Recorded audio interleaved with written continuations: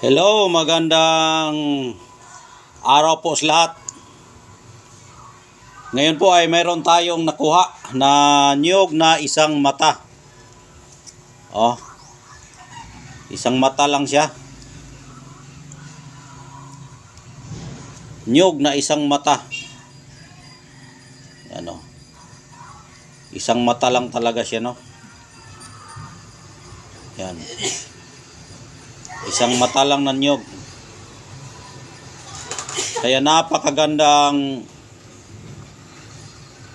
gamit itong isang mata. Yan. Maganda ito gamitin sa proteksyon at swerte ito sa buhay. Dahil bihira ka lang makakita ng niyog na isang mata. Bihira ka lang makakita ng niyog na isang mata. Yan.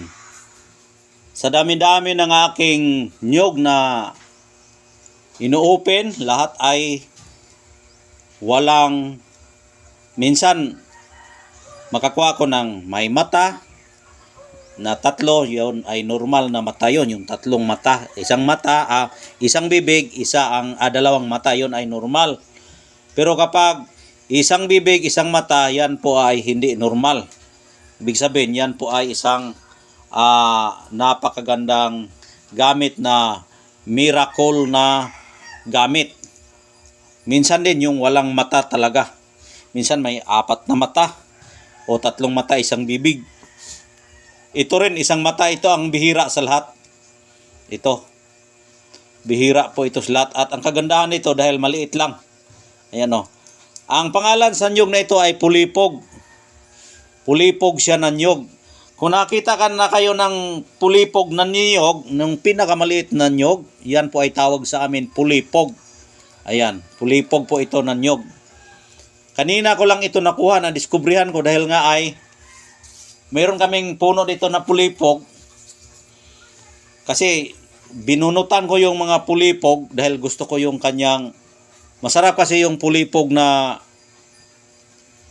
niyog kasi maliit lang siya. Tapos pagkainin mo yan, napakasarap, matamis po yung kanyang laman. Kaya na-tsambahan ko kanina itong bunga na ito na nabunutan ko. Kinuha ko yung kanyang bunot at napakaswerte ko dahil nga ito ang aking nakukuha.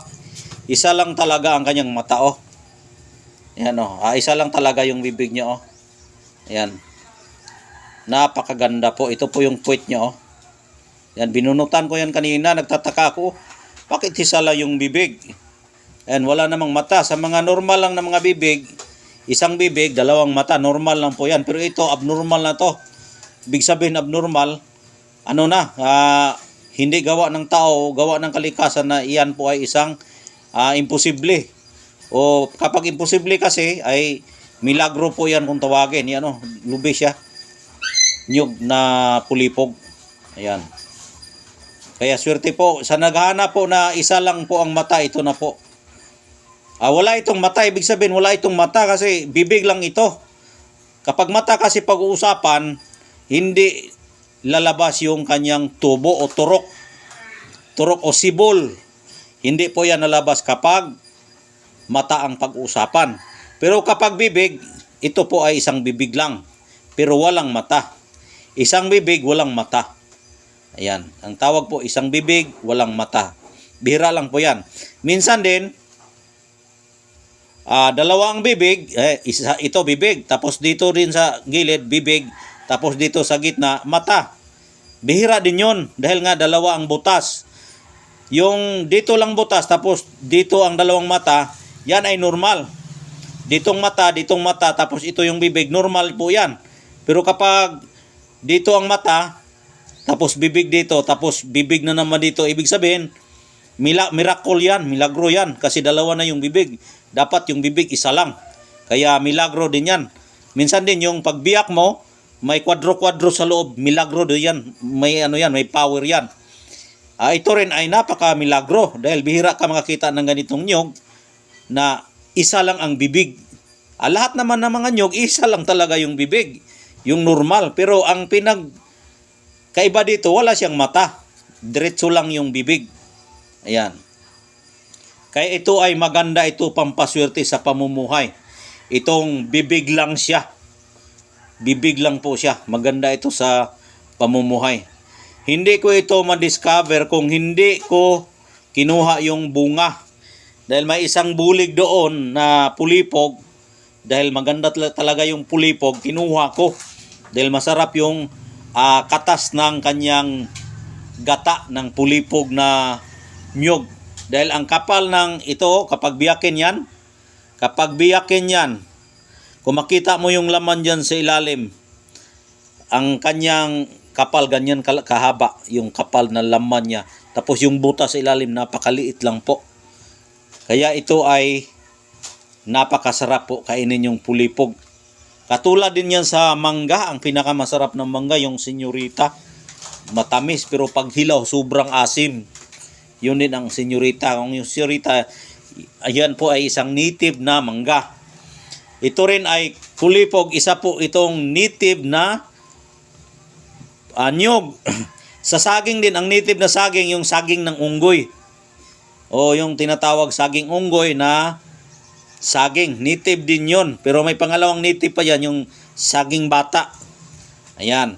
Saging bata, saging unggoy. Yung saging unggoy, lahat po yan ng laman niya ay puro buto.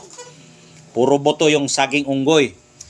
Tapos yung senyorita na saging, napakatamis po yan. Ang kanyang laman dilaw na may pagka bantok-bantok pagkainin. Yung sa pulipog din na nyog, ito ang pulipog na nyog na maliit. Pero pag biyakin mo yan, napakasarap po yung kanyang laman. Maraming gata yan, yung pulipog. Kaya na, native din. Kaya maganda talaga yung native. Kung sa naman, sa manggagamot naman, ang tawag po yan ay binisaya. Diba? Binisaya. Wala namang mga magpagamot ka ng tinagalog, diba? Magpunta tayo sa manggagamot na tinagalog. Walang salita ganyan na maririnig natin. Merong makinggan natin na manggagamot.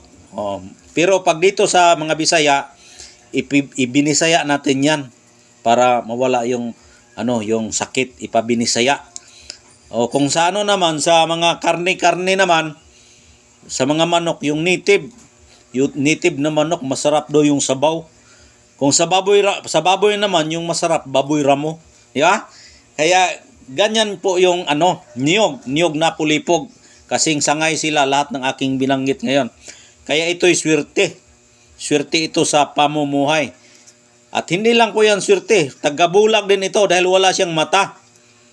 Tagabulag. Kapag may kalaban ka, hindi ka matatamaan.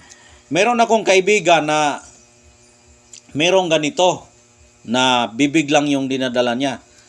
At pagkatapos yung siya, army yun, ganito lang kalaki din.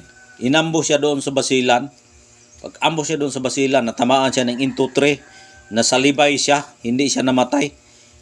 Ito lang yung dala niya. Kaya talaga ako noon na kung naibog talaga ako sa kanya. Kung baga, na-inlove ako sa kanyang nyog na isang mata.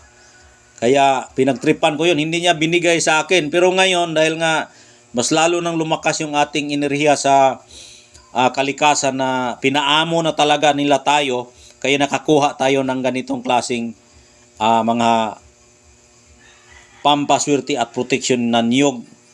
Kaya ito'y aking binabahagi sa naniniwala sa naghahanap sa ganitong klaseng niyog na isa ang bibig lang. Wala siyang mata, isang bibig lang.